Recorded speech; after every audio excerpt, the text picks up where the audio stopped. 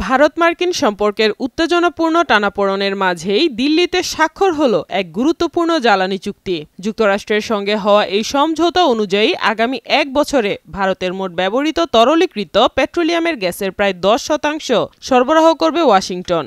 গত আগস্টে মার্কিন প্রেসিডেন্ট ডোনাল্ড ট্রাম্প ভারতের উপর শুল্ক ৫০% উন্নীত করে, ফলে দুই দেশের সম্পর্ক দ্রুতই শীতল হয়ে পড়ে। রাশিয়া থেকে কম দামে তেল কিনে ইউক্রেন যুদ্ধে পরোক্ষভাবে সহায়তা করছে ভারত, এমন অভিযোগ তুলে ভারতের প্রতি ক্ষোভ প্রকাশ করেছিলেন মার্কিন কর্মকর্তারা।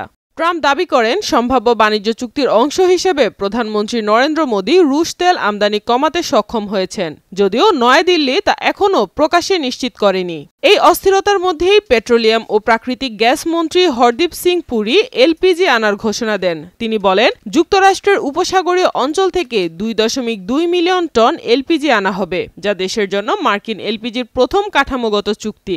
রাশিয়া থেকে তেল কেনা নিয়ে বিতর্ক যখন চূড়ান্ত পর্যায়ে, তখন এইচপিসিএল, মিত্তল ও রিলায়েন্সের মতো প্রতিষ্ঠানও নিষেধাজ্ঞার প্রভাব বিবেচনায় রুশ তেল কেনা কমিয়েছে। সাইমা আক্তার, নয়াদিগন্ত।